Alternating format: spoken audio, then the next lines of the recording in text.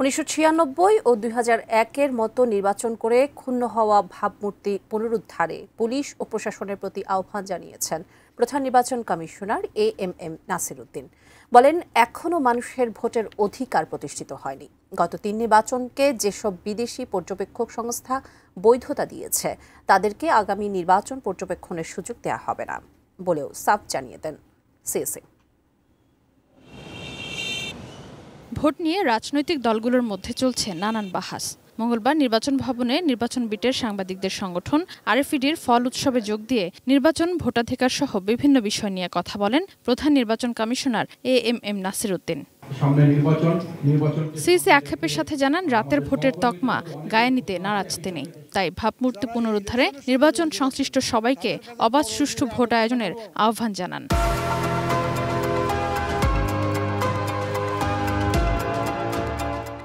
যতই দোষ দিই না কেন, আমি যেহেতু সরকারি চাকরি করেছি, যখন মানুষ সমালোচনা করে যে রাতে ভোট করেছে এবং জালিয়াতি করেছে এরকম যখন বলে, আমি খুব মনে কষ্ট পাই যে এই অপবাদ সবাইকে নিতে হচ্ছে কেন। সবাই মিলে কিন্তু 91 সালে একটা অত্যন্ত সুষ্ঠু নির্বাচন উপহার দিয়েছে জাতিকে। 96 সালে দিয়েছি, 2001-এ দিয়েছি, এখন কেন পারবো না? আমাদেরকে পারতেই হবে।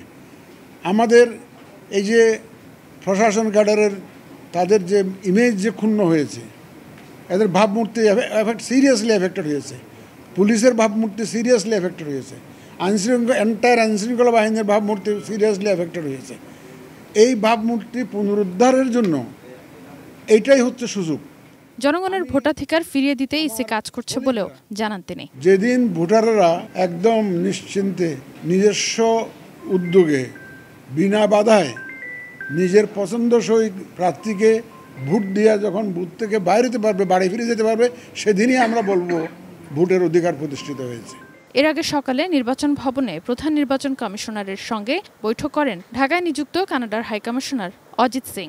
বৈঠক শেষে সিইসি জানান, গত 3 নির্বাচনকে বৈধতা দেয়া বিদেশি পর্যবেক্ষকরা আগামীতে দায়িত্ব পাবেন না। যে সমস্ত পর্যবেক্ষক গত 3টা নির্বাচনকে সার্টিফিকেট দিয়েছে যে খুব সুন্দর নির্বাচন হয়েছে, অ্যাকসেপ্টেবল ক্রেডিবল নির্বাচন হয়েছে, তো তাদেরকে কি আমাদের নেওয়া উচিত? আমরা নিব, দেখে শুনে নিব।